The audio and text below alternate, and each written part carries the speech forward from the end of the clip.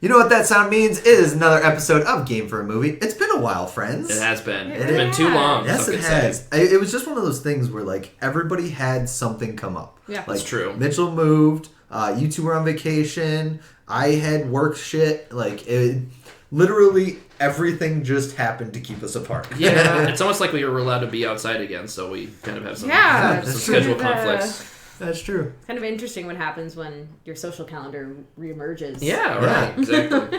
It is episode 33. I am your host, Mike Butank. I am joined by Andre. And Jill. We went in an opposite order. And We did, but it was so smooth because we're physically together and you could just point at us. Exactly, yes. Yeah. Jill is going to kick us off with yeah? movies because we're going to go around this way Yes. like we normally do around. I'm just thinking of Triangle from last night when we were playing Just One. Oh, yeah. Gee, nice sauce. Okay, anyways.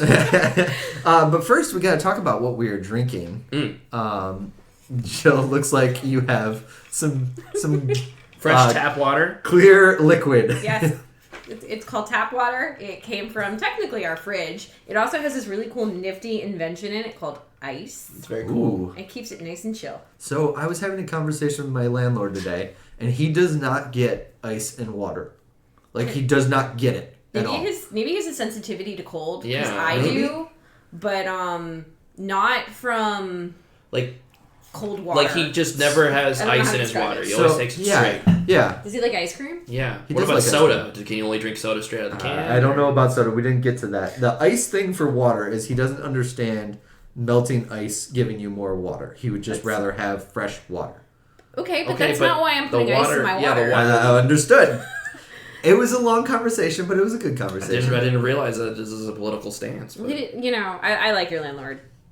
He's a good I always dude. learn fun things about him. He's a good The dude. ice, not knowing what a thirst trap was. not having Mitchell here today, because we do not have Mitchell here today. I invited him to come along so we could have a fourth. Oh. He does not watch movies like we do. Gotcha. Okay, I thought you were just gonna stop at he doesn't watch movies. Oh no, he does not watch movies like we do. He has a hard time watching movies because he doesn't watch TV really. Sure. He's out doing stuff, which is great. His last movie he saw was Joker, and he didn't watch the end of it. So. Oh, nice. I could, that of all the movies to throw out, yeah, I could see somebody just walking away from Joker. He enjoyed it. That's the thing. He enjoyed it. Said like 3 out of 5, but it was just he just didn't want to sit down anymore. Yeah, or exactly. something like that. It's it's long and it feels long. Yes. What I am drinking is called Days. It is from Treehouse Brewing in Massachusetts. Do not go on Sundays if you would like to sit there. Well, that's as of today, late May, early June 2021. Don't go on a Sunday. Yes. No, I don't think they pour on Sundays. Ever? I don't think so. I don't know what their blue laws are or anything like No, that. that's in the No. Bible, man. God said no drafts on Sundays. Well, not my God, your God. Oh, yeah. My God's blood is wine, so but yes, I have some Treehouse here because I drove an hour to get it, and they asked me my order number, and then I realized they don't pour on Sundays. So I don't know if that is a real thing or not, but it seemed like it was established they don't pour on Sundays. But yeah. Andre, what are you drinking? I think I am drinking a double Cyclops Dippa from Labyrinth. I think Labyrinth's made multiple appearances on this podcast at this point. Labyrinth might as well sponsor us. I know, right? Yeah. Sponsors Labyrinth. Yeah. Because this We love beer you. is really good, and I love drinking your beers, and I will continue to drink them and hawk them on this podcast. I will continue to drink Labyrinth beer, especially it's not too far or anything like that. You Right. don't have to go an hour for not pouring on Sundays. Right, exactly. You don't lose 2 hours of your life. Right. So, well, we've got a lot of movies to talk about, including Andre, You Lost, Yep. which, if you were guessing along, was kind of fun. We were putting out clues along the way. I know. You were like, I have a hint tweet ready to go, and I was like, oh, this is gonna be good. And then, yeah, I don't know. It was pretty clever. Pretty that clever. was a lot of fun because I asked Andre if I should tweet this, saying like getting ready for the bad movie, and then I was gonna run it by you. Yeah. And he said not to do it, and I'm like, I'm happy we didn't. Yeah, it's kind of fun. I like this like guessing game thing. Obviously, some of the movies we've watched will not have a guessing game because. How would you do Happy Time Murders? Yeah, right. Happy Time Murders, I did one actually, You and did? and people got it. Yeah. What was it? I think it was Melissa McCarthy, just like in a different movie. Right. You know, because I'm trying to use the actors that are in the movie in different ways. So, like, in this one, it has Howard Stark and Paula Patton, you know? Like, Right. So I use different movies for them. And I know his name's not Howard Stark, but... Dominic Cooper. Dominic Cooper, that's Which, it. you know, I have to say, I love you, Dominic. You should just live in the Mamma Mia universe. Just go out there, sing and dance with Meryl Streep. You look really happy, and... You're a much better actor when you're in the island of Greece. I mean, I was happy when he was Howard Stark. He was fine for me. Yeah, but there was no singing and dancing. There was no I'm singing a and dancing. sucker for a musical. We know. It's a good segue for me, at least. It is a good segue for you. So, you're kicking us off with the first movie. I am. And what are you going to talk about? I'm going to talk about one of my favorite guilty pleasure films, which is Richard Lester's Help, with an exclamation point, from 1965. I've got something for you just a question before we start. Is it a bad movie? No. Do you believe in guilty pleasures? It sounds like it because you said guilty pleasure. So, okay. So, let me walk that back on guilty pleasures. There are movies that I love, that I know if I'm going to invite a second or third, fourth, fifth, whoever, right, they're probably going to be not as enthusiastic for it. Okay. So, they're not guilty for me, like... I'm trying to think of a movie that nobody likes, and I can't think of anything. I'm going to use my friend. Yeah. She really likes Leap Year. Okay. Well, what about Willow? I feel like Willow's a good pick. No, I mean, I'm not the generation of Willow, but if you were a kid in the 80s, apparently Willow was the shit. No disrespect to Willow, I guess. Okay, but... I mean, like, mine's Mortal Kombat Annihilation. I Sure. know no one loves Yes. it, but I do. So my friend really likes Leap Year. Yeah. And that, to me, and to the larger world, is not a particularly fun romantic comedy romp. Okay. But for her, it is. And it's not something she feels the need to go out of the way of telling people. So that to me is a guilty pleasure. Okay. Versus... So you're just airing out her dirty laundry over the air. I didn't drop names. I just can't think of a movie It's you! right You now. love Leap Year! We know it! Okay, the Hobbit trilogy. Okay. Like, I'm very upfront that I actually genuinely love those movies. Okay. With the nice little asterisk of, well, I've watched the making ofs of them so many times that, like, you see the love on the screen. All that CGI love. CGI love. I will say The Hobbit, significantly better than the film I will talk about. Oh, God. It is really It's true. related. All three of them are way better. All of this to say is, no, I don't believe in guilty pleasures, but Okay. there are things that I like that do skew towards, like, children, because I do like cartoons, Fair. where I'm probably not going to bring that up in a room of cinemaphiles, or even parents, my friend's parents or them, because they're just not going to get it. They're going to think that's weird. Yes. Like, my thing for My Little Pony. Right. Yeah, that's pretty normal, but some people will think that's really immature or child or whatever, or there's something wrong with me. And yours is not like a brony My Little Pony. No, love. I don't Yours have. is, I yeah. don't have a pony pillow. Yeah, right. No. I just want that to be clear to everybody that's listening. Yes, I'm not a Pegasus-sister. Right. Yes. Which Yes. is the appropriate name. I didn't even know. Oh yeah, that's what they're called. Even though my favorite pony, if I have to tell you, I'm not ashamed, is Pinkie Pie. I Who's can't an Earth believe. pony. Yeah, I can't believe you've co-opted this podcast into a My Little Pony. I cannot believe this happened. One day I'm gonna make you watch the movie that came out not too long ago. We got our next bad movie. Yeah. I don't think it actually counts as a bad movie. Oh, dang. But yeah, to that point, I guess I would agree with you. I don't really believe in guilty pleasures anymore at this point, but I know when to bring up. I know which social circles I'm going to bring up My Hero Academia with versus, or Broly. Broly. Dragon Ball Broly, maybe.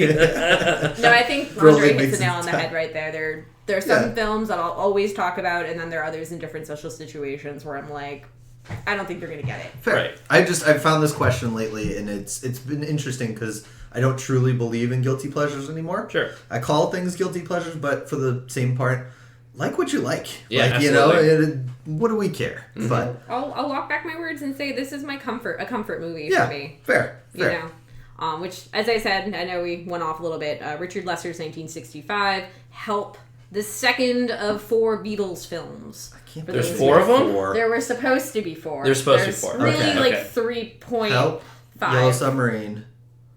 You're missing the big one. Hard Day's Night? Yeah, and then there's one more. One more.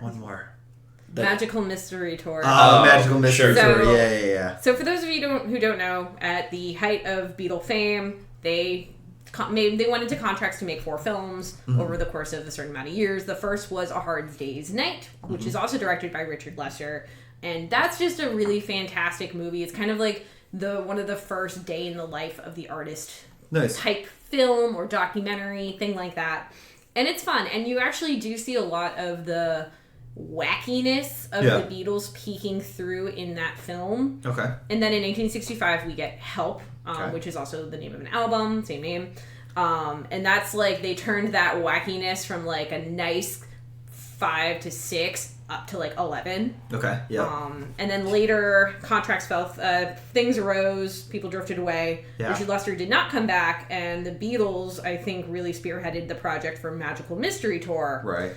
And that's where the wackiness goes from being like a fun 11 to WTF 22. Yeah, that was, The needle went too far in that direction. Fair. And then the Beatles broke up, but they still technically had another film. And is... I do want to make it clear I'm not like a Beatles expert, so I'm kind of definitely simplifying things. They broke up, or they were not they were on the outs. They still needed a 4th film, so Yellow Submarine is primarily made of cutting room floor Beatles songs. Oh, okay. I did not know that. Okay. A lot of B-sides and things like that. I knew they made it like more animated and stuff like that. It's all animated. Yeah, I thought that was because they couldn't be in the same room with some of them, or what? They don't. So the Beatles don't even voice themselves. Oh. The Beatles only appear as audio recording, I believe, at the end when they do All You Need Is Love. Okay, interesting. So there is no live Beatles. So don't watch Yellow Submarine. Yellow Submarine. I was about to ask, I wasn't going to blow up your spot, but you definitely typed in yellow mustard into your Google search bar, and I was like...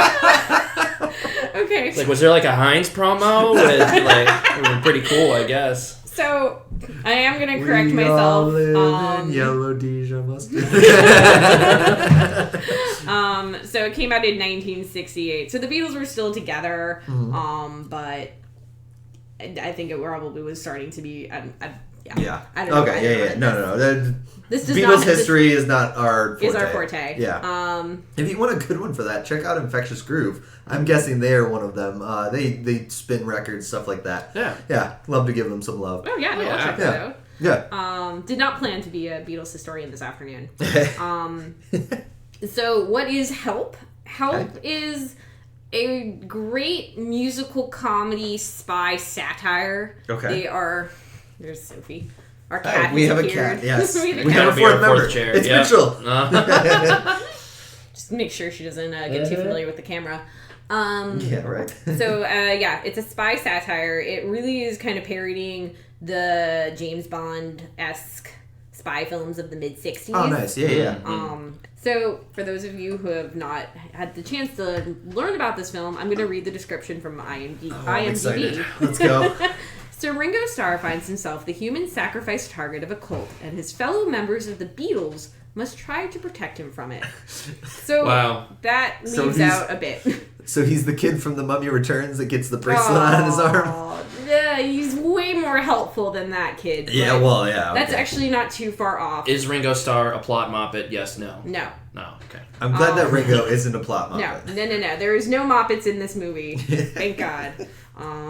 What in this movie. What that little description is not telling you is that it's a ring that he acquires that won't come off his finger, and because he can't get it off, he's now the next. Yeah, I got one of those. Sacrifice. Almost like a marriage. Yeah, right. Love you, babe. And the whole movie is the Beatles hijinks trying to avoid the cult who's trying to get the ring. Then there's a zany scientist who's also like, I could rule the world with that ring, so I also want it. So it's Lord of the Rings, James Bond, Wicker Man? James Bond, Lord of the Rings, and just because it's a cult. Impossible? No. You need something with because it needs there's a world traveling component to it. Oh, there's a world traveling. So Indiana Jones then. Yeah, Indiana Jones. Except there's no exploring ruins or temples. Sure, but I'm just I got the montage of the plane going across. Well, my thing with Wicker Man was just there was a cult. Yeah. Okay, I just immediately go to the bees Yeah, not the he's the Beatles. sacrifice. Yeah. You know, the original of The Wicker Man is way more serious. Oh, way better. Yeah. And better. I mean, Yeah. it's not insanely serious, but like... I mean, there's a part in the remake where Nick Cage is wearing a bear suit and He punches a woman. Yeah. I mean, that is Cinema gold. genius right Yeah. there. Anyway, we're getting off topic. Yes, we are. So, Help is also the name of one of my favorite Beatle albums. Mm-hmm. So it has all the music from that. And Beautiful. it's just zany Beatles hijinks, like I said. What probably is helping encourage the laughs and good times for all the drugs the Beatles are on, but they don't try to hide that fact. So, Good for them. they're really upfront about it. Love that And for them. I mean, yeah, they might as well be. if you ever want an interesting read, the IMDb trivia page for this film is all about the, different scenes and things they would have filmed or did film, stoner hijinks, craziness, things like that. But it's stupid, but it's a good type of stupid. And it's got the Beatles, and they're singing some of my favorite songs. Okay. Throughout the film, to have the musical components, the movie just kind of stops and becomes a music video for Interesting. Yeah, 2.5 to Yeah. 3 minutes. So, Ticket to Ride is shot in the Alps because the Beatles wanted to go to the Alps. Just cause. And there is just some gorgeous cinematography I of feel like them standing on a snowy hill playing a piano, and it's great. I'm getting some Adam Sandler grown-ups vibes from this, where he's been on wanted to go on record saying he vacation, just wanted to yeah. go on vacation and Well, hang that out was with his bros. the right? whole movie of Blended. He wanted to go to Africa with his kids. Right. Yeah, and so it's just they made a movie and said, "All right, we're going to Africa. See ya." Yeah. I mean, that's kind of where this goes. So they go to the Alps, they go to the Bahamas, then there's stuff in London. And it's like that just album. fun. And you get to see all the Beatles' different personalities shining through. Nice. If you ever watch it, look closely for George. Mm-hmm. He's pickpocketing things throughout the entire film. John is just kind of being himself, but it's before we knew he was an asshole, so it's okay.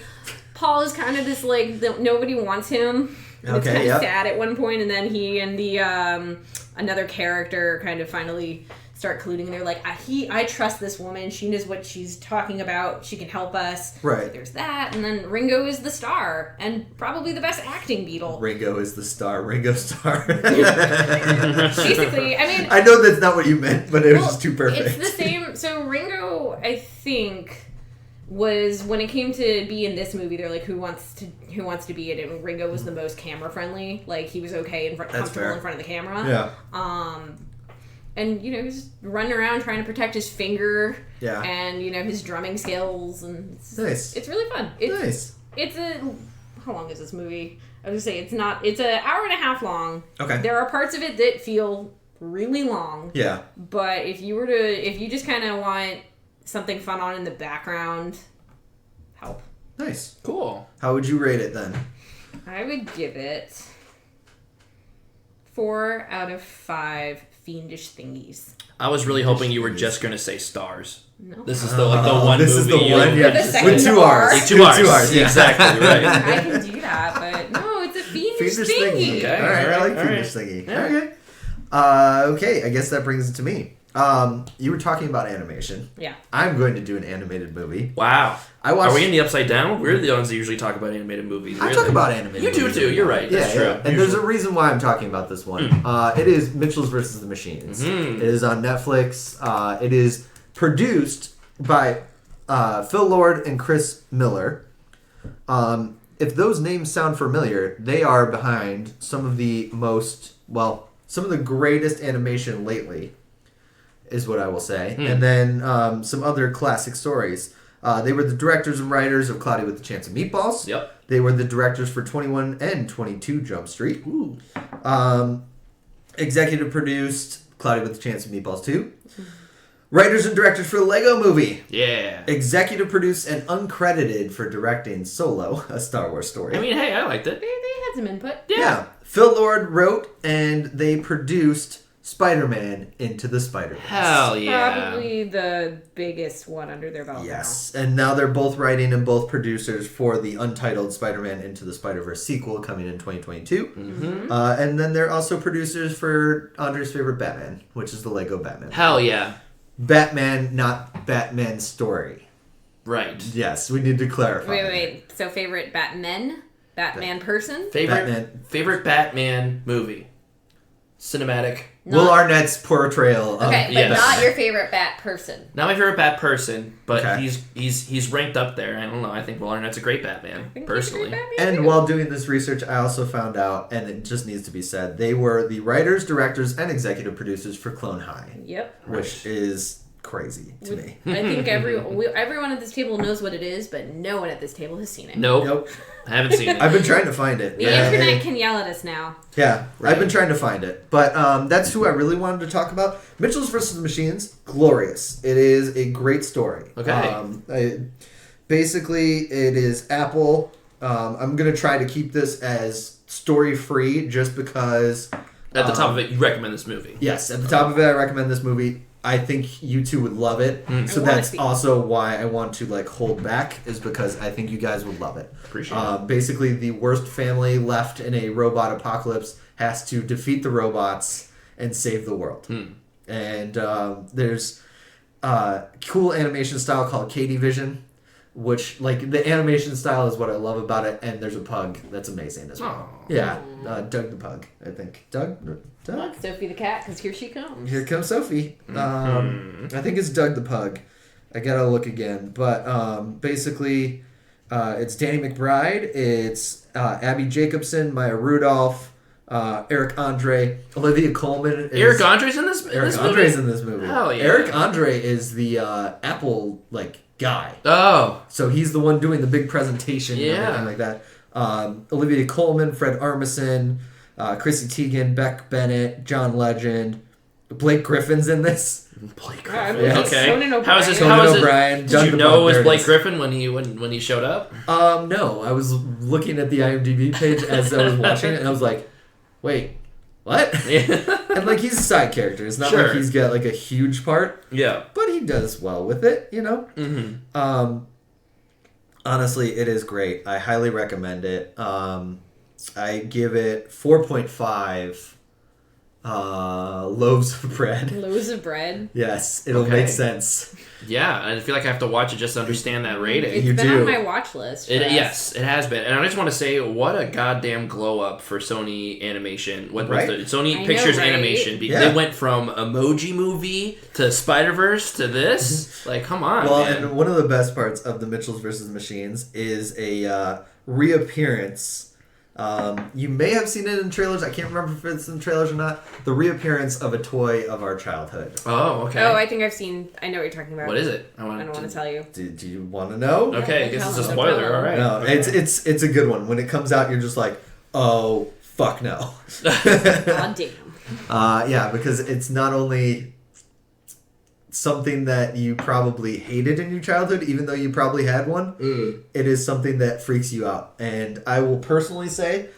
Can I guess what it is? Go ahead. Is it a Furby? Yeah. It is a Furby. Fucking Furbies. Yes. Man. As soon as you said that, I was like, I had one of those. I hated it. I never owned one, but my friend got one as a birthday gift or something, and within days, the shine wore off, and she was convinced it was going to kill her. Yeah. So I had mine buried in a closet and had the power button off on it. Oh, no. And literally, a month after the power button had been off, the fuck was that? I go in, and the Furby literally looks at me with its undead eyes, and it just and starts laughing again. Yes. Did you like that noise? We got a cat. We have a cat. She's approaching the microphone. Hey, Kiki.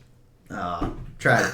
I was gonna try to get a picture for the Instagram. I did look at the director, one of them, for the Mitchells versus the Machines, and the first credit that caught my eye is that they did a number of episodes of Gravity Falls. Oh, okay, great. Like Rihanna? Yes. Yeah. And yes. That's okay. Yeah, sign me up. Gravity absolutely Falls. signed up. And it also explains a little bit the style of animation is really cool. It's out there, it's different, but it's really cool. Well, right. Well, it's kind of got that sort of from what I've seen in the trailers. It's got that pseudo stop motion kind of vibe that Spider-Verse had in a way, right? So. But it's different. It's not the same, and I like that about it. Because it's trying to be different. Cool. It's a different film. It's a lot of fun. Creative director, and I saw that Alex Hirsch, also of Gravity Falls. Do we know if is this running in theaters at all, or is it just streaming? It just went straight to Netflix. Okay. Yeah, and I think so. there was a thing. It was supposed to go to something else, maybe like Hulu or something like that. Okay. It wasn't ever supposed to have a theater release. Maybe I'm wrong about that. I could be very wrong about that. But it was supposed to go to something else, and then it switched to Netflix. Gotcha. And I'm really glad it did. It's been a very bright spot in the... Dang it, I tried to get the She's picture just again. making the laps at this point. Yeah, She right. just wants attention. Here it is. Hi, Sophie Cat. Yeah. It's her back. But yeah, so it was very good. 4.5. 4.5. Loaves of bread. All right. Okay. Yes. I like those carbs. Yes, and it will make sense, I promise. Speaking It of is carbs, man, time. Speaking of carbs, I need to Go ahead. load up a little bit. And that. you ready? Yep. There you go, buddy. I'm Oh, you got a beard now? Yeah, I got a beard. We went to Okay. Beard Cheers. when we were Cheers. in Mystic. Okay. And we were drinking from the beard glass. I do. You're using the beard glass. I need more beer for this movie. Beardception. I am really excited for this So movie. let me give it a little bit of a pour. While you're giving a pour, I will give a shout out to Booze and Spirits podcast. They guessed, based on the clues, what the movie is, what the bad movie is. They guessed it. They got it. They got on the third clue. All right. Was that the Paula That's still Patton pretty. one? That was the Paula I Patton will one. What was say. your second clue? Second clue was Dominic Cooper as Howard Stark. Okay.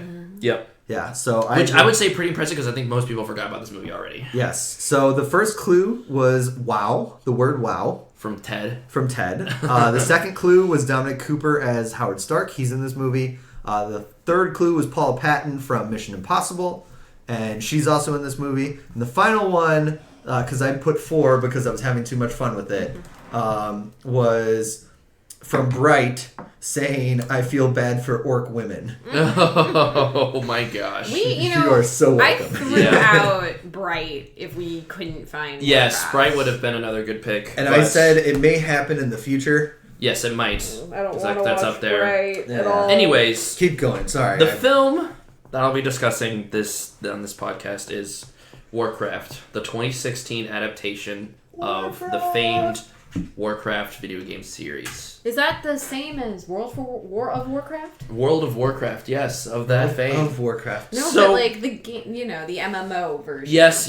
You mean yes? You mean wow? Wow. Like the first clue. Yeah. So I guess at the top, I need to give my background as to how much I know about Warcraft lore. Okay, so this movie is an adaptation of Warcraft: Orcs and Humans, the very first Warcraft video game. Okay. It came out in 1994.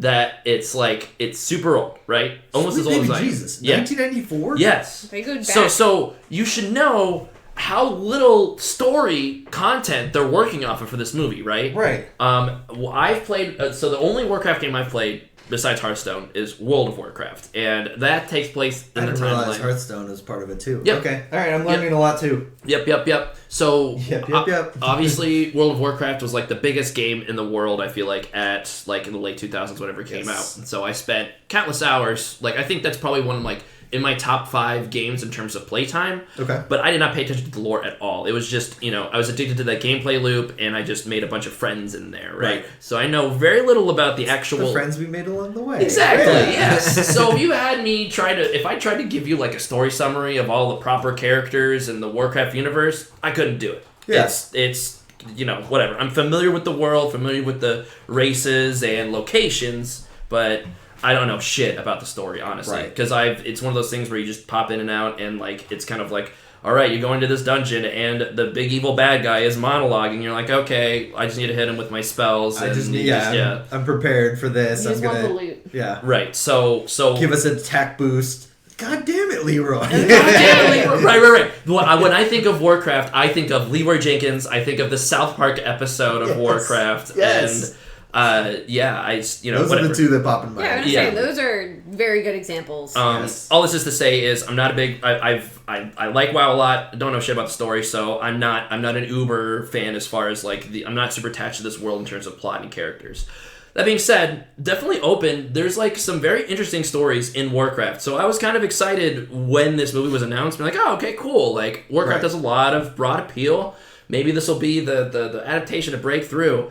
And my God, it did not do that, man. Did not It did not do that. I was gonna say it did not succeed in making me want to play Warcraft. Right. Yeah. So that's true. So Jill,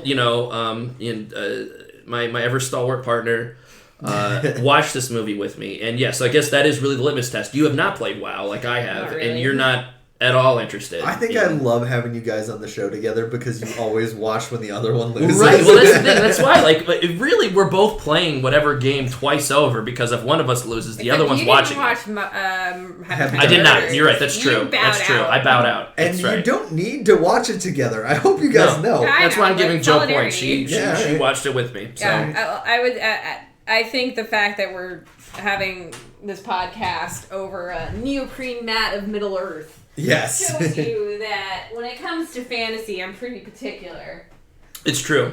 And okay. Anyways, I guess I should talk about what the actual movie's about, right? So, like I said, it's adapting orcs versus humans. So, it's the very first game in the timeline.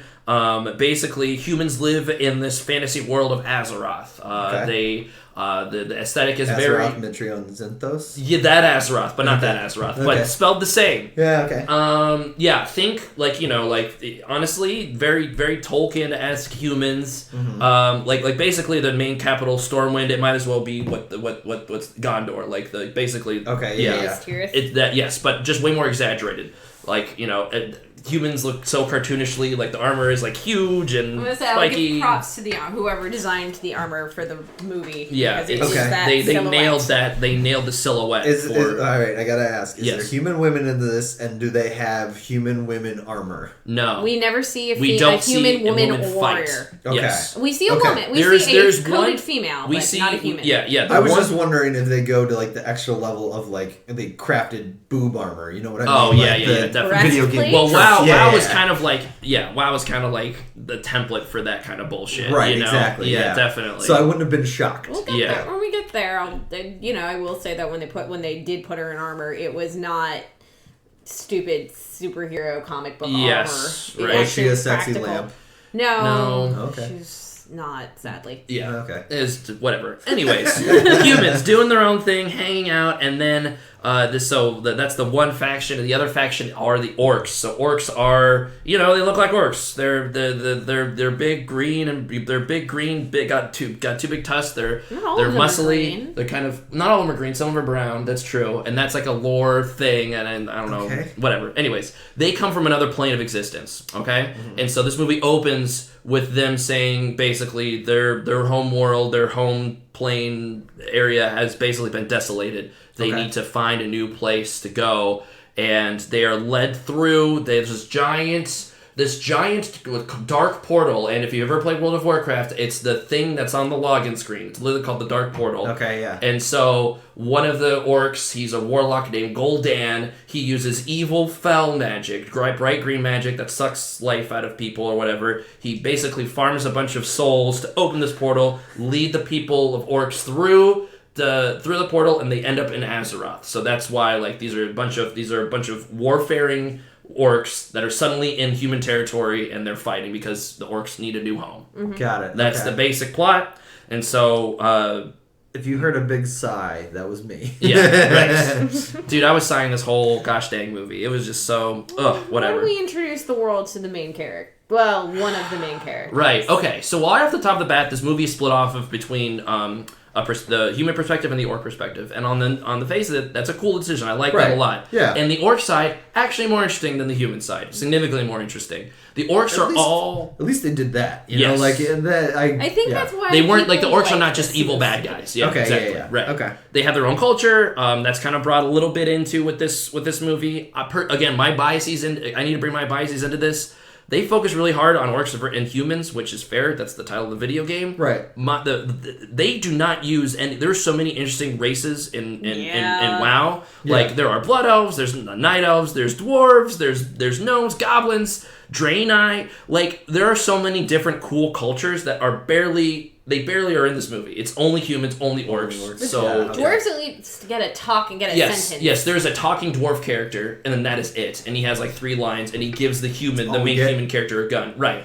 just to show. Oh, yeah. Are we giving them a gun? Oh, yeah, That was my favorite part of this movie. There's guns in WoW. finding out There's guns in Warcraft. WoW. What? Yeah. Dwarves are like so they know how to make guns. They make flintlock pistols and stuff I like that. use my magic spell. I use my Glock. Well, right, okay, so gnomes, this is a tangent. Gnomes basically are like, they're all Tony Starks, little mini short Tony Starks. They can, so every race has a mount, humans have horses, orcs have wolves, which look fucking sweet in this movie, I will say that. Cool. The orc mounts look good.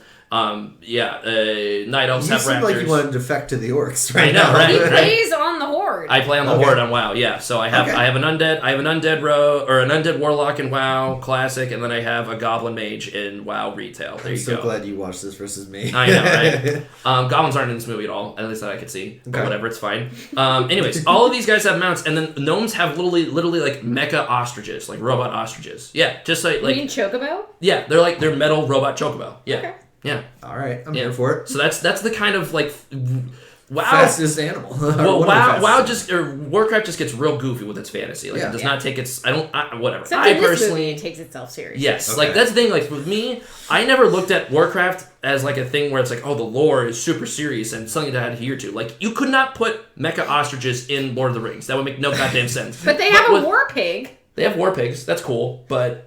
Yeah, I don't know. You can't have a mecha robot anything. Or in the Hobbit, the Twiddly Widdlies. Oh, yeah. I love them. A lot of people don't, because it's stupid. Whatever. I'm talking... Either way. Anyways, orcs are all CGI. So basically every single scene where the orcs are talking, there's no real footage. It's just CGI Uncanny Valley orcs. No, they're not Uncanny Valley. It's the humans. I don't know. They look... Yeah, whatever. It's the humans that look rough because also... Yeah, the humans. So all the human scenes, the human characters are so goddamn boring. There's Khadgar, the plucky mage that defected from his he's like a student mage that defected. I have a thing about him later. And he's the one that finds out that he basically finds out this evil fell magic is happening. That hasn't shown up in years. He's basically the guy who he's a Samuel Tarly of that movie that movie where like he's flipping through pages and being like. This is all happening and no one is listening to me. Blah blah blah blah blah. Okay, yeah. He's much more. He's like a good looking Samuel Tarly because he's also an arcane mage. But whatever. It's.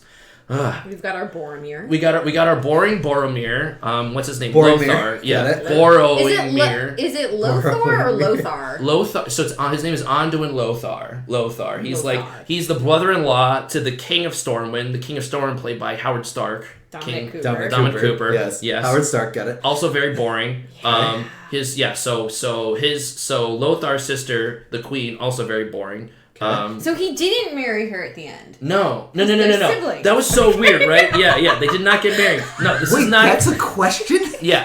No. It's very interesting. Anyways, we'll get there. We'll get there. I gotta move through. We gotta push back. I know you have questions. We gotta wait. Gotta move on. We gotta go. Go, but just no anticipation. Yeah. I'm basically tuning out the rest of the questions. Keep going. So basically, all of the. Medivh, and Medivh is like this the guardian. He's the sorcerer. He's the lead sorcerer of the humans. He does it. He's like the king's main consort, but he lives in his mage tower high above elsewhere. Does he marry his sister? No. Medivh is. I would have guessed that Medivh is celibate. I think he has to be. Yeah. Anyways, I just have questions now about this and this alone. Don't worry about it. And Alabama, what is happening? So all of the humans, none of them have very good, interesting character interactions. They're all, and whenever they're talking and whenever they're planning stuff out, it just looks like I get Star Wars prequels vibes, where it's clearly like some of the set designs look really cool, but it doesn't look real. And I guess I don't need it to look real, but like I would have just rather it be animated at that point. Does that make sense? Yeah. Like why have all these like maybe even do the mocap for live actor, like for the actors and stuff. That's fine, but having the humans be real and the orcs clearly CGI, it never visually blends together. Coalesces. There we go. You got it. Okay. And I want to add that I genuinely asked Andre, it's like halfway through the film, like, is that person real? Mm-hmm. Because I thought this was a Richard Zemeckis Robert Zemeckis situation. Right. And it's not. And you're right. And I straight up would have preferred that. Beowulf 2007 looks more Uncanny Valley, but also more cohesive as a result. You know what I'm saying? Like, as for as weird as that movie was, I would rather this Warcraft movie look like that than this. Yeah, the human characters it's are really boring. weird. Right. The acting is wooden. Honestly, okay, so like I said, I have a fucking mage character. I love mages in WoW. All the magic special effects look lame as shit, man. Is it like 20 earthbenders moving a rock? Oh, not that bad, no. But like, like what? Like there's like a scene where Medivh is on top of the mountain and the orcs and humans are fighting and he summons a wall of lightning and I was like, the wall of lightning looks cool, but Medivh just passes out. He's like, oh, I'm so tired from doing wizard shit, even though I'm supposed to be the best at this wizard shit. And he passes out. And it's like, what the fuck? This Medivh guy sucks. Like all of these characters, and here's the thing, right? So like I said, I played a bunch of WoW. In the timeline, all of these characters are either long gone or whatever. The king, so Howard Stark. Yes. In WoW, it's his grandson that has the current adult grandson is the current king of Stormwind. So that's that's all right. just So they in try terms for of like, some. Yeah. Okay. right. But like, so that's the thing. Like, I've heard his name be called, and then they'll like, oh, I remember Great King Lane or whatever. And the dude's lame as shit, man. Like, it's like Lane is lame. Lane is lame. lame. Lothar's So we've lame. got Boring Mir. Boring Mir, Lame. Lane, and Lame's sister, who may or may not. Lane's sister, not Lane's sister. Yeah, whatever. I don't know. And then, for our orc companion, like, The orcs are better. More The orcs interesting. are slightly more interesting All right. because, so like I mentioned, we have this Gul'dan figure who I actually know the most because Gul'dan's he's basically the actual evil bad guy. He's a warlock. He uses foul magic, the evil magic, to basically trick his people into going through the portal. Yeah. He really just wants to control all the orcs and stuff. And the main orc character is Durotan. Durotan. Yeah, Durotan. Okay. And I'm thinking of names now for lame and yeah. Durotan, So Durotan's not lame. Durotan's I'm gonna cool. go to Okay, I'm gonna go all back right. for Durotan. So Durotan is easily the most interesting character in this movie. Okay. He's basically like the first person, like so the basically the opening scene is like him like hanging out with his pregnant wife, whatever partner, whatever they call them in orc. Daka, yes. Who basically they're pregnant with the main character of the main orc character of WoW, Thrall. He's like the main guy. The fans call him Green Jesus because he's basically like Green Jesus. Yeah, He's called Goel. Yeah, he's called Goel, but literally that orc is like a Moses. It's Orc Moses, right? Okay, where Orc like Moses. he like literally there's a scene where They the put- mom lays him in the basket and lets him Let float the in the water river, go. and then he's picked up by You humans. can bet I was singing "Deliver Us." Yeah, Yeah, there it is. Yeah. Yeah. Anyways, so Durotan, so he goes to the portal and he's basically kind of like one of the lead chieftain, but he's suspicious about Gul'dan and he's like, I don't think our people need to follow this guy, and he's the first person to try to raise an olive branch with the humans, right? Okay, yeah. So he's obviously he's the orc that's kind of caught on both sides, and he's trying to just get his people free from Gul'dan's grasp. Right. And so all that stuff, none of his stories, like the way his story goes isn't particularly surprising at all. It's definitely the most engaging. Okay. But so that's the thing. Like I was the most engaged with the orc parts. Like the orc parts were kind of neat-ish. You forgot kind a of. character. Who did I forget? Garona. Garona. God, the Paula Garona. Paula Patton. Yeah. And the only reason I know Explicably- that is IMDb. Right. Just the word. Explicably, the only orc, and apparently I think she's half orc, not No, full it's orc. never explicitly said. It's never explicitly said, Okay. but she's the only orc that's not CGI. She's in makeup, so she's in practical. She's your hot dwarf. She's your hot, hot orc, yeah. hot orc. Yeah, and I figured they picked that because she's actually mostly with the humans. orc. Like, Oh, no. There was besides, making sure she was nice on the eyes, Yeah. spending time with the predominantly male human cast. yes, Yeah, right, so- right. Yep. So she's basically the fan service character. Well, whatever, I don't know. She's like an orc that basically gets captured by the humans when they first skirmish up, and then she kind of the Howard Stark kind of like says like, hey, like if you give us information about the orcs where they're going, I promise you freedom. We're going to do our best for you. And he's genuine about that. He's not Howard Stark's not a dick. He's just boring. Are they actually? Do they mean that? Because there are various points in the film where they're like, if she does what we ask her to do, it's good. But then we're ready to kill her. Yes, whenever. yes. So So it's a tenuous relationship for sure. I'll give the film this. They keep it very ambiguous, whether by design or accident.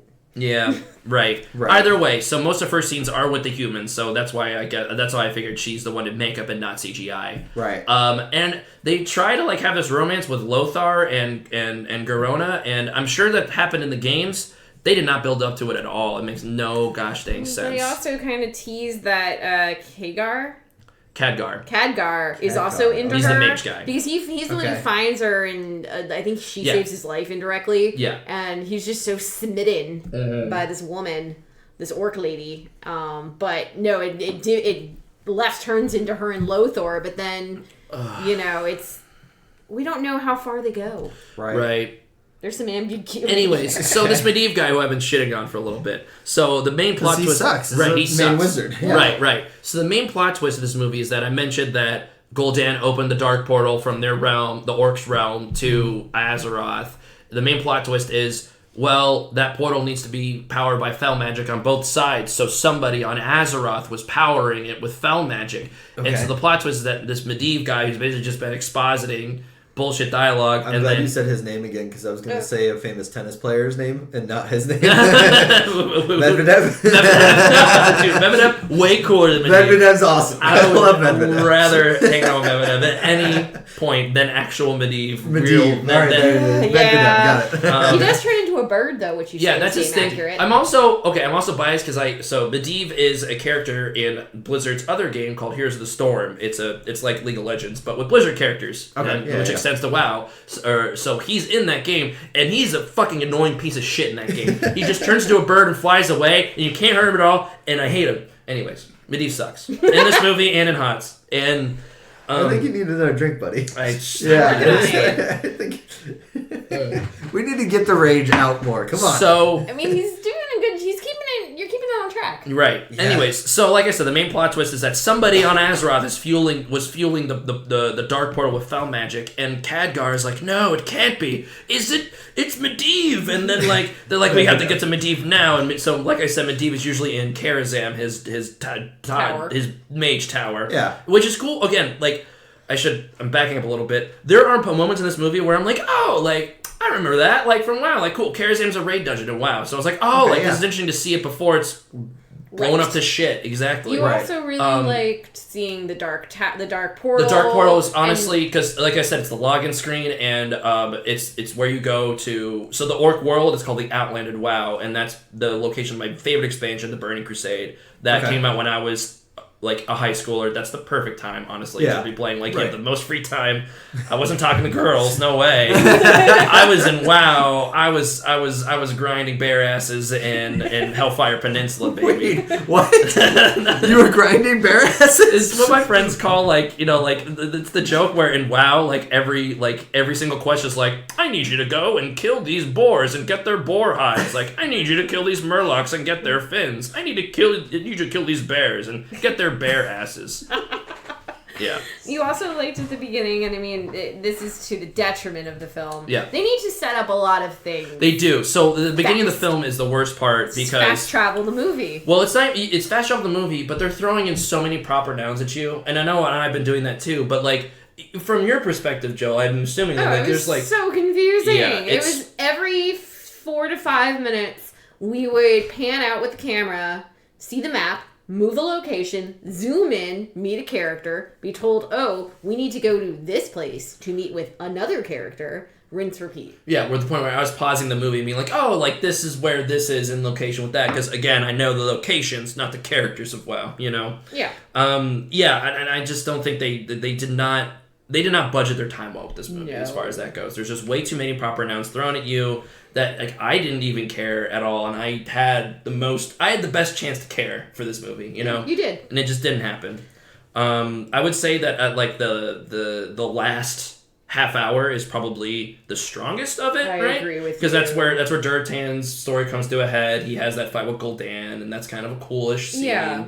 But I don't know, man. It ends on this weird note where so basically it's nice. The orcs have the A plot. This is the A plot at the Dark Portal. They're fighting, and the B plot is Khadgar and Boromir, his name's Lothar. They're fighting in they're in Medivh's tower, and they're fighting a possessed Medivh. So the twist is that Medivh has been possessed by a demon. They don't name drop the demon. But it's not the even demon, very clear. No, right. literally, Khadgar's the first person to suspect it, and then it cuts to Medivh in the tower, and he's hanging out with his ward, and he's like, he falls into his magic pit, and then he's like, I'm sorry. It appears I've been possessed by the fell magic. And then he's like, I'm sorry, old friend. And then he turns green, and then he starts having little tusks grow out of him.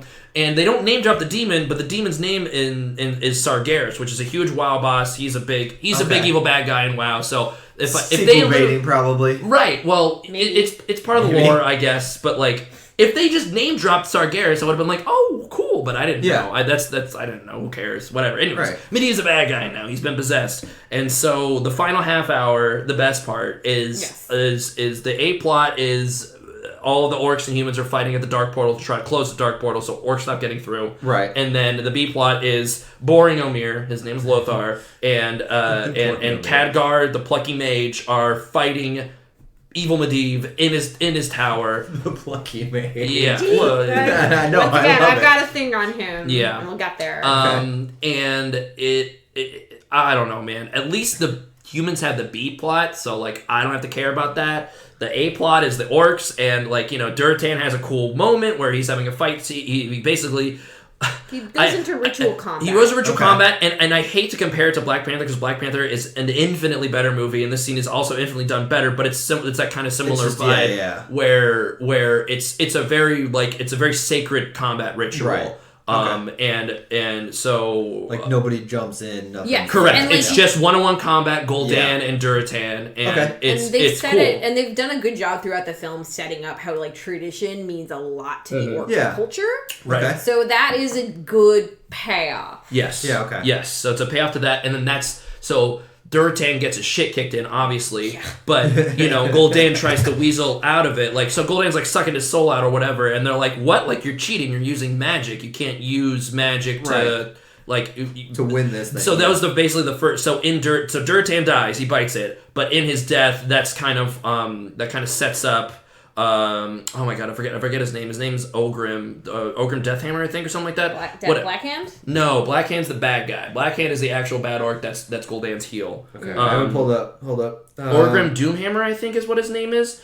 Orgrim. I just have Orgrim. Robert Kaczynski. Yes. Yeah. Okay. Yes. So Orgrim Doomhammer is basically Duratan's best friend, and he basically uses that moment to kind of have a sea's power, like basically like have all these orcs shake their faith in Gul'dan and kind of have a sea change. Okay, you said Blackhand. That's Clancy Brown? Yeah, Blackhand. Like, yeah. Blackhand is like the actual.'s like the war chief that Gul'dan is the thumb under. You see two sides of it where it's, you know, you've got the orcs that are into it and then starting to question, and then the ones that are like same level of questioning but decide to just buy in. Right. Okay. Yeah.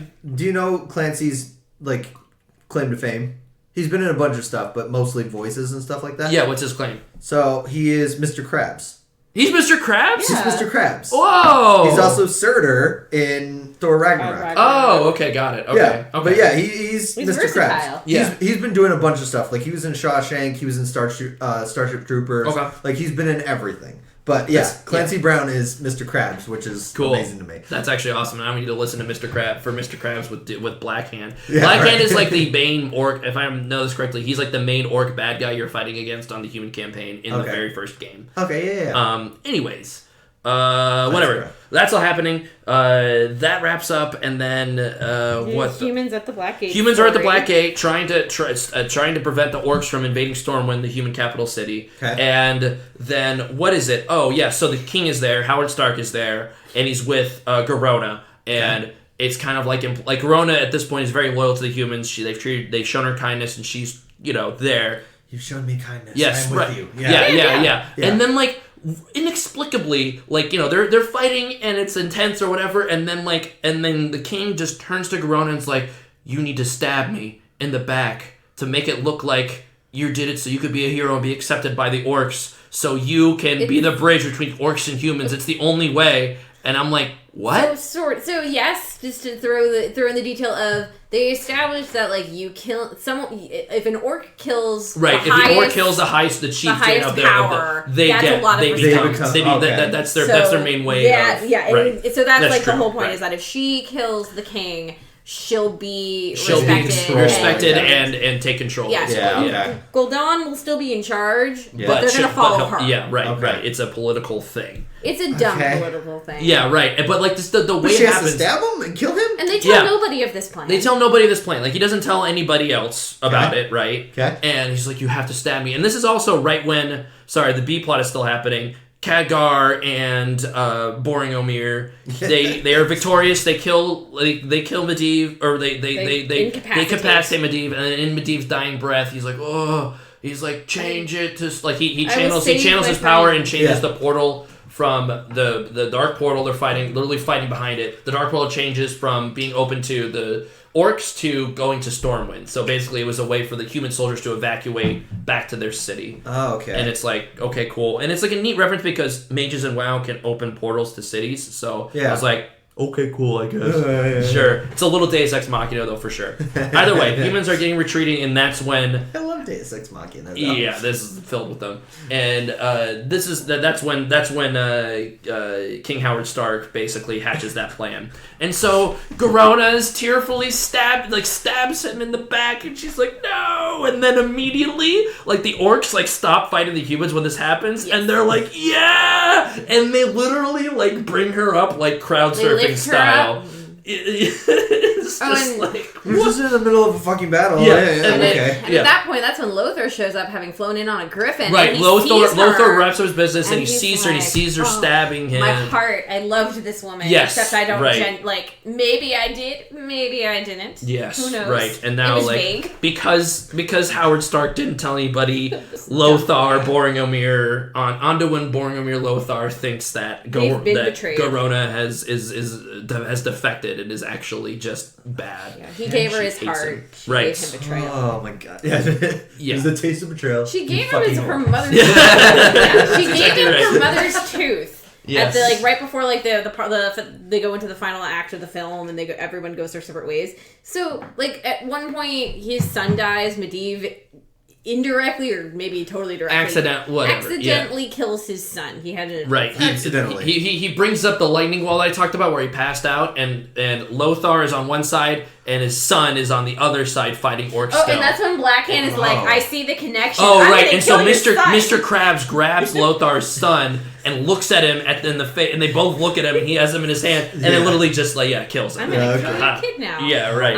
It was a very awkward moment, honestly. Like it sounds more badass than I'm making it. Like, it was very bizarre. Clunky. Yeah, it was a clunky scene. Yes. It is just like, what? So after that fact, I love how you said Mr. Krabs. It kills him. After that, Lothar in a drunken misery encounters Garona, and she goes to console him, but that is kissing his neck. Yeah. There's no chemistry built up at all. It's literally, it's what is this? Yes, right. And it's okay. Oh you didn't gauge the sizzling. Right, and so I should bring up that apparently they said that the director's cut has, the director, his cut would have 40 more minutes of content, and I don't know if I can handle that. Would that include a sex scene? Maybe, who knows? Curtain blowing in the wind. That type of deal. Oh yeah. Anyways, they make it out, and then all of a sudden the camera pans to the window. Yeah. Yes. Something like that. The movie wraps up with the baby from Durtan's kid being fished out of the river. Yeah, baby Orc Moses being fished out. By what's his name again? Thrall? His name is what is his name? They call him Go. So his orc name is Goal. And then but he will become known as Thrall and I'm familiar with that character because he's basically the person that actions all of the plot in World of Warcraft. Who's this movie for? Is it for Warcraft fans? It's for Warcraft fans, right? So I think it's for honestly super nerdy work. I mean, I don't want to be rude, but that's why I asked. So this does, and when I read of this plot summary, it tries its damnedest to get a plot out of the very first game from 1994. Right. And just as context, that game very revolutionary for the RTS genre, for its gameplay, but the story is literally just paragraphs of voiced over text in between different missions where you either play as the orcs or you play as the humans, and it's just anyway. This guy, the General Blackhand, who is maybe voiced by Mr. Krabs, is in this is now invading Goldshire. We need you to ride there and fight them off, and that's it. I'm looking if Clancy Brown actually voiced Blackhand in the game. No, he did not. No. The Blackhand wasn't voiced over. There's no voice. Oh, there's no voice. Yeah. Okay. That's what I'm saying. Like it's because I was wondering why he's in this. Like, yeah. No. This was not like a. This was not like a fan cast. Like like we'll bring him back. No. Hey, I'm in for it. Right. I love Clancy Brown. Yeah. So like the problem is that they're adapting a video game story back when. That was from a game that was made back when stories were very much not the focus of video games. You know what I mean? I don't know. At the end of the day, this movie did not. I would not say it succeeded because it's not going to make any people that don't know Warcraft into Warcraft fans. Yeah. Because this doesn't differentiate itself enough from Tolkien. Like it doesn't. Like it's just bad Tolkien. You ask who this movie is for. I can tell you one thing: it is not for women. Fair. Yeah, fair, super fair. This movie does pass the Bechdel test in the sense that there's only 2 female characters in this, and they don't have enough time together on screen to even really have a conversation. But they don't pass the Bechdel test. They have to have a conversation, right? They have a conversation. They talk, and it's not about a man. That's true. Right. No. That's true. I guess it does pass. Because the queen talks to Garona. She gives her a blanket. She gives her a blanket, gives her food. How long is the conversation? Probably about 2 minutes. Something like that. All right. It's, but what dampens the whole thing, it passes the Bechdel test. Yeah. Is that it's white savior. Yeah. It is. Oh, no. Like that's the thing. Like it's not compelling at all. I want to say that. Like it's very very forced. Like the queen is showing the orc woman kindness and blah. It's very hand-fisted. Yeah. They send the woman in to talk to the other woman. Like that's actually that's a thing. They're like, oh, she won't talk to us, but maybe she'll talk to someone else. Right. Okay. And the character of Khadgar. So throughout the film, after a point, there was actually a point where you forgot he was a man. You saw him riding on a horse, and you thought it was a woman. Right? Yeah, that's true. No. Like he had like a blue cloak on, and I was like, that's probably a girl, right, or whatever. Like you just mentioned like there are like no women in this, and I'm like, yeah, probably not. And I'm like, there might be a woman over there, like a lady mage, and then it's like, oh no, it's Khadgar. So it is really accurate to Warcraft. Yeah. No, it's not because half of them would be pretending to be. They would have to be like, yeah. So. Anyways, I just imagine like Robert Downey Jr. pretending to be a dude, pretending to be a woman, pretending to be a dude. Right. If this was actual World of Warcraft, all of them would be inexplicably night elf females wearing no armor whatsoever, doing dance emotes in the middle of Stormwind for silver. So when that happened afterwards, I was like, well, why can't he be a woman? What about him is so specifically tied to a gender that this role just couldn't be a woman? There is no reason why he couldn't be a she. No. Unless the mage school that he left was like, no women. But we don't know enough about the world to get that. Well, right. So like, all I'll say is that the main human mage character that's plot relevant in Warcraft now is Jaina Proudmoore, who is a woman, I guess. But yay. She's right. And like, yay, we get one of those. That's the thing is that like, where's Sylvanas? Sylvanas isn't showing up yet. Like, we're way before Sylvanas. That's the thing is that like, I feel like it was almost picked the wrong. Yes, story. Like I don't get why they felt like they had to like be like, oh, well, for the true fans, we're gonna start at the very beginning, and it's like, okay. There's so much. I don't think if I can just play armchair like fan, if I can just be an angry fan on Twitter for a second. If I were to make a Warcraft movie, I would go one of two directions. I would go if they want to do the big political like Game of Thrones style like big large scale war thing, you just jump straight to Warcraft 3 and you start adapting Arthas' story, which like I don't want to get too much into it, but I still need to show you that trailer because it's fucking dope for Where I Have the Lich King. But basically, Arthas is the most compelling villain I think in Warcraft lore that I'm familiar with because he is a human paladin that falls from grace. He falls from to temptation by taking Frostmourne, and he basically kills his whole entire kingdom and raises an undead army. So it sounds like Diablo. It's like Diablo, like, and that's like it's very cheesy. It's been done before. It's very tropey, but it's also cool as fuck. Like I would love to see a feature film of that because there's a lot of melodramatic character drama that can come from that. So he wanted to be an angry fan on Twitter. His Twitter is @LlamaDre. Yeah, right. And then what's the other direction? And then the other direction I think is actually way more compelling,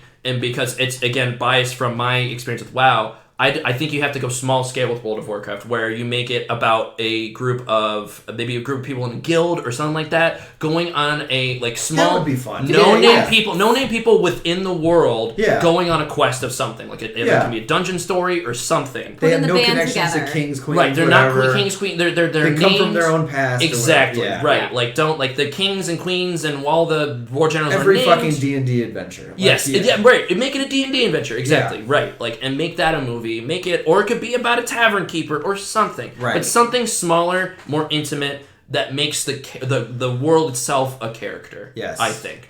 Yes. That would be the most compelling way to show off Azeroth, I would say. All right, we need to get to ratings. We do. We Sorry, need to take a but break and then do our last segment. Yes. Okay. Ratings. I am going to go with 1.25 polymorph, 1.25 Murlocs out of 5. Oh, do you like when you polymorphed into I a did. That was sheep? my favorite moment. You're right. Okay. Yeah. 1.25 polymorphs out of 5. Okay. Oh, and then I get to give a rating? You get, Yeah. yeah. Even though it's Andre's bad movie, you watched I it. did watch it. You watched it to the end, man. Ugh. I'm going to give it a 1 out of 5 ugly-looking golems. Damn. Yeah. It was a Chekhov golem. Was it Golem? Yeah. Yeah, it was Okay. Chekhov's Golem. That's for sure. All right. Yeah. Well, we are going to give a shout out and you get to hear their ad. It is Booze and Spirits podcast. They are the ones that guessed correctly on our game. We probably will do more like that in the future. Just to give you an idea of what the Booze and Spirits is. Siblings Nick and Kate share some of their favorite ghost stories as well as recipes for delicious cocktails to get you in that spooky mood. I like it, booze Yeah. and spirits. Yeah, Okay. Booze and Spirits. It's literally booze and spirits. Dig it. So I here's get it. here's their ad. We love them. Yeah. Give a listen to them once you're done listening to us, of course. See you after the break. So, I had intended to write us a script for a promo, but it totally whiffed my brain. What do you think we should have in a promo? Just, Do you like scary stuff talked about by a bunch of I feel like others might be hesitant to use a promo with the word in it. I don't say it in mixed company. Let's just start with, I'm Nick, I'm Katie, we're the host of the Business Spirit Podcast, and then... I think it's better if you just do both the voices. I'm Nick McDonald. I'm Kate McDonald. This is Booze and Spirits Podcast. Well, I mean, there's 1,000 podcasts of people talking spooky drinking. Exactly. The only thing that differentiates us is... We're shows. We're shows, and we have the original cocktail angle. That was the main thing. Do you like gins and gin? Have you ever had booze and booze? Do you like spirits and spirits? I feel like there's something you can make here. Do you like to mix Everclear with the Ever After? Somebody watching you while you're drinking White Claw. Have you ever seen an apparition on Long Island while drinking Long Island iced tea? My sobriety hurts. Whether you pee yourself from terror or pee yourself from laughing, you're gonna pee yourself. Or pee yourself because you drank too much. There you go. We the trifecta of peeing yourself.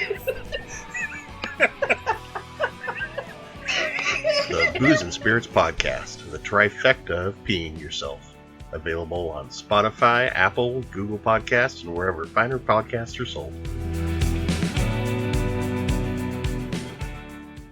That was an ad for Booze and Spirits. Hopefully you check them out. Of course, after you finish our episode and maybe some others, because we love that. We got a backlog. Yeah, exactly. We got a backlog, yeah. And as always, leave us a 5-star review. It helps other people find us on Apple Podcasts. I don't know if you guys know that or not.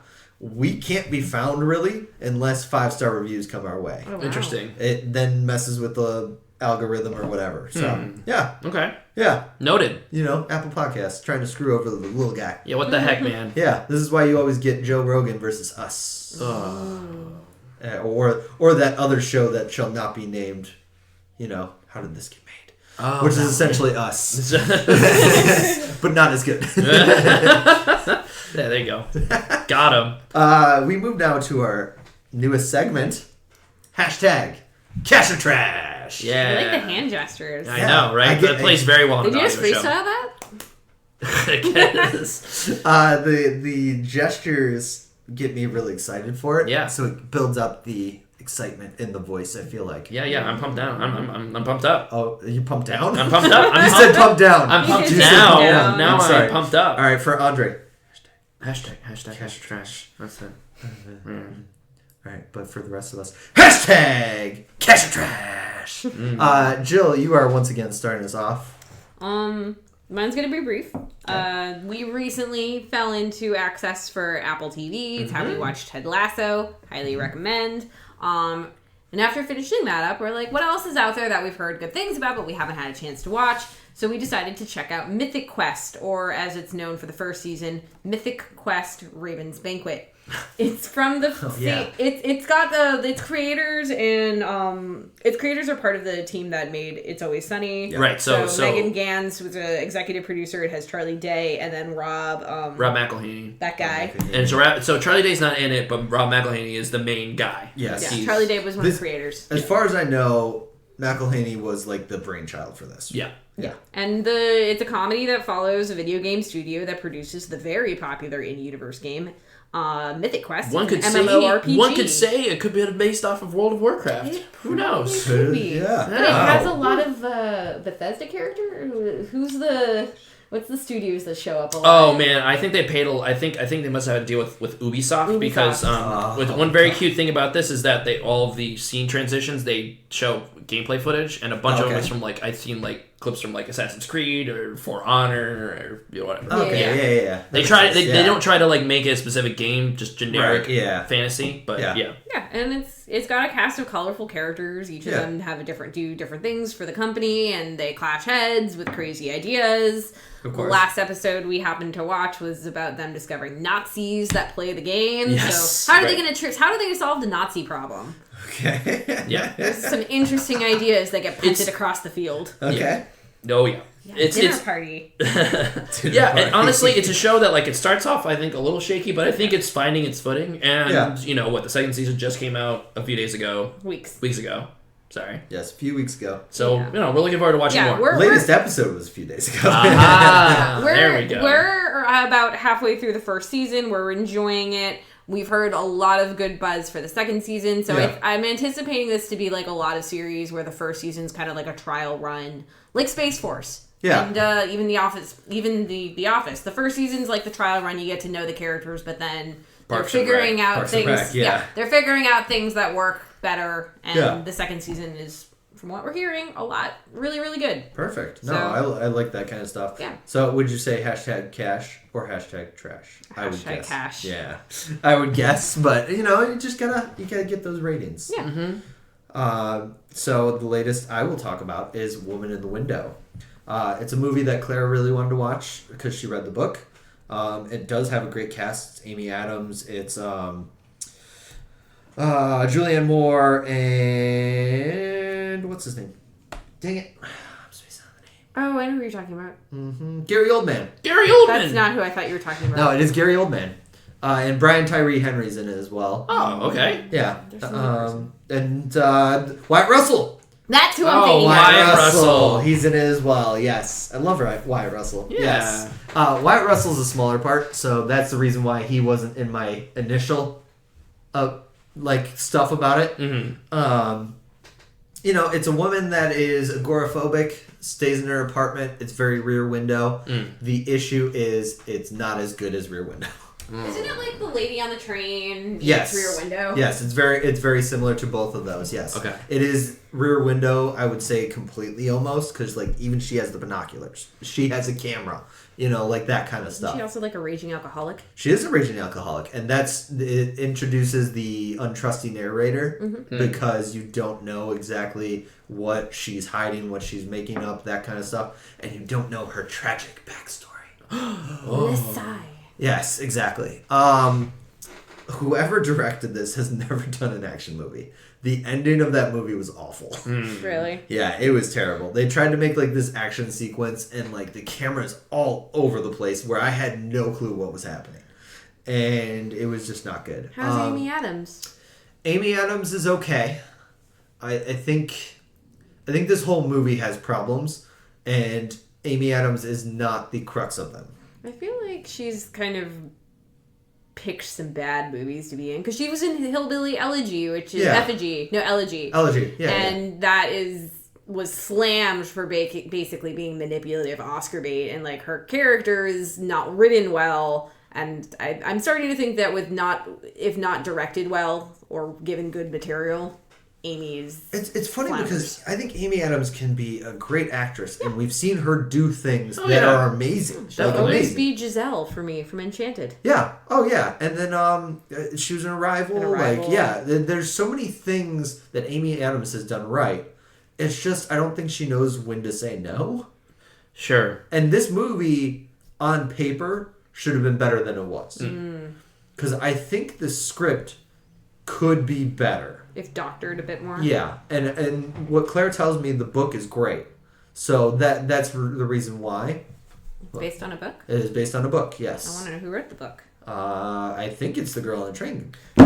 Yeah. Yeah, okay, that explains the similarities. Yeah. Don't quote me on that. I'm gonna look this up, because I have never seen Girl on the Train, but it's the similar deal where it's this former or recovering alcoholic who's unreliable, sees things on her commute, and then there's like there's another layer there. So look at this book title and tell me that's not the same. It's wow. yeah. A.J. Finn. Yeah. It's the same person who wrote Yes. So The Girl on the Train.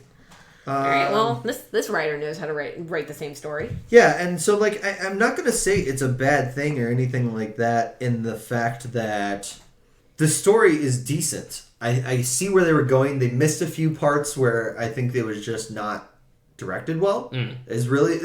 That's what it comes down to for me. The director is not good, in my opinion. I'm looking it up. Joe Wright. Joe Wright. Who also has directed Filmography. Okay. He's done 20 films. Okay. In the Window, Darkest Hour, Black Mirror. Which episode of Black Mirror? He directed Pan. Okay. Anyone remember that? Anna Karenina, from 2012, which I heard was very good. Okay. The Soloist, Atonement. So, all right. Pride and Prejudice. This person can direct films, just not thrillers. Maybe that's it. Yes. All right. Maybe that's the reason. He did direct. They tried to do something out of the box or something like that where it just didn't work. So, while I will say Woman in the Window is serviceable, you can be all right with putting it on, maybe after a few glasses of wine. Good taste. I will say #trash. I will put it in the trash pile. Even for Wyatt Russell. Wyatt Russell was probably the best character of the whole thing. And I think you might be a little biased, but no, I actually am not, because the reason I'm saying this is when Claire learned that Wyatt Russell was the character he was, because again, she's read the book. When she learned that he was playing that character, she's like, this is an amazing fit for him. Okay, gotcha. And I mean, he is Captain America. he's Captain America. Oh my gosh. He is U.S. agent. U.S. agent. Now he's U.S. agent. Yes. Andre, what do you got for the Catch of Trash? Okay, so because I just talked your guys' ear off about a very bad video game adaptation, I want to talk to you guys about the best video game adaptation, I think, at this point. If you don't count Wreck-It Ralph. I was going to say Mortal Kombat was the new one. I will put it above. I think the original is also a pretty good adaptation of Mortal Kombat. Yeah, sure. Okay, that's probably, we can talk movies, yeah, but this is how about a series or whatever. I think I cannot think of another option right there. I would put this, I would call this an actual good series, not schlocky good. Okay. You know what I'm saying? Yeah. Video game. Yes. TV series of a video game. Yes, and that is Castlevania, the Netflix series, which just had its fourth final season premiere. Although they say that apparently they're working on a spin-off series, which for Castlevania that's very on brand. One chapter ends, another begins. Yes, right. There are so many goddamn Belmonts. There are so many spin-off, whatever. Yeah. Anyways, Draculas. So yeah. Voiced by Graham McTavish, if you want a Hobbit connection. Oh, there you go. Graham McTavish. And Richard Armitage, our favorite hot dwarf. Yeah, he voices Trevor Belmont. Yeah. Sorry, I was talking about Graham McTavish, who's the guy from Outlander. Yep. But more specifically... He's in Outlander? Yeah. Like the TV show? Yeah. Oh, he's the hot guy. Yeah. And then he's in... It's not going to make me watch it, though. There's another show that is kind of similar to Outlander, but not really. It's called Men in Kilts. That sounds better. Oh, okay. Sam... I haven't seen it, but I didn't I know think he was there's in it. another Hobbit alum in there. So Men in Kilts is a show with Sam Hugan, yeah, and Graham McTavish. They both are on Outlander. Oh, the comedian. Yeah. They're both on Outlander, and they take a road trip to Scotland, and each episode deals with a different thing of Scotland's past, like sports, music, whiskey, of course, dancing. There's the ghost stories, everything like that. I love Men in Kilts. So Graham McTavish is awesome. They basically just rent an RV and drive together everywhere through Scotland. I could just hear Graham McTavish talk for hours. You'd love it. You'd absolutely love it. They're goofy. They're fun. You'd love it. I'm down. It's on Hulu. I have access to Hulu again. Yes, it is on Hulu. The episodes air on Stars, and then after a week, it's on Hulu. Oh, excellent. And I think they just finished the entire first season. That is another cash for me. Sorry, keep going. It is okay. I love tangents. Yes. Castlevania, 4 seasons. The 4th one just came out. If you're not familiar with it at all, it's based off a series of video games that started back it was one of the late 80s Nintendo Entertainment System, old school hard ass games. It's basically the game you play as the vampire hunter who goes into Dracula's castle to fight Dracula, and it's hard as balls. It's really, really good. A huge influence on the Dark Souls series, on it created a genre of games. It's a Castlevania part. Metroidvania. It's the Vania of Metroidvania, right?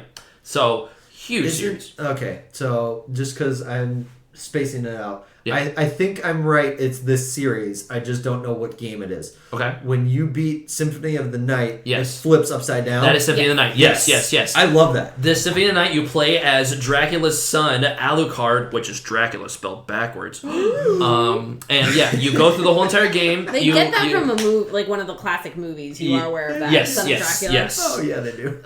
Anyways, you think you beat the game, and then you have to go through the whole entire thing upside down again. Oh, classic game. Still holds up to this day. So good. Anyways, the Netflix show actually treats the source material with a lot of respect, but crucially, you do not need to know anything about Castlevania's lore or anything at all. I think it's a fantastic watch if you're into gothic horror, if you're into Dracula vampire lore at all. If you like anime, if you have no problem with adult animation. If you have no problem with adult animation. If you listen to our show because of Vampire Boys, you are in. Yes, right. Yes, because this also has hot vampire boys in it. It does have hot vampire boys. Yes. I love Do I need to pop the top off again? Is that what's happening? I don't know if Maybe. you want to pop the top off. No. There'll be plenty of tops popped off. Okay. Some things go pop off, but Yes. Okay.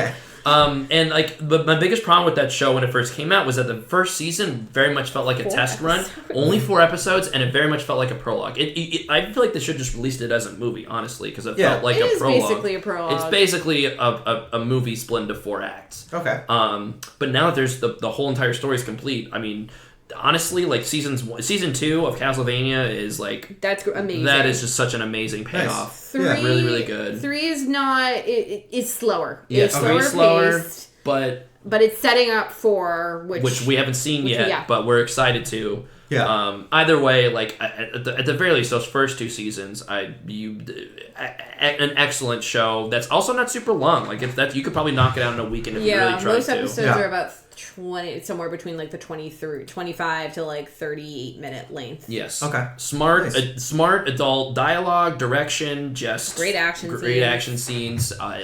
And the characters are super compelling too. We might be frustrated with some of them, but I'm frustrated. One in particular. He brought it upon himself. Yes, but we're still engaged with that story as a whole.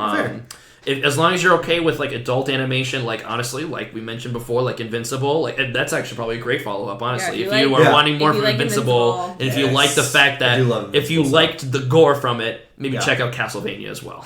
You know. Anyways, so very much cash. Hard cash. Looking forward to more, and then shout outs to the showrunner. Let me make sure I have his name. Adi Shankar. He's the showrunner. He's like a huge nerd, but he's basically the one that kind of pushed Netflix to kind of do this, and he also got the keys to the Devil May Cry adaptation on Netflix as well, which I'm very excited for. I'm pretty sure it's live action, but I don't know. Anyways, excited. So well, that was Cash or Trash. Thank you guys for tuning in to Game for a Movie, where we ask, "Are you game for a movie?" I've been your host, Mike, joined by Andre. And Jill. Thank you very much. We'll see you next time, guys. Thanks for listening. Bye. Bye.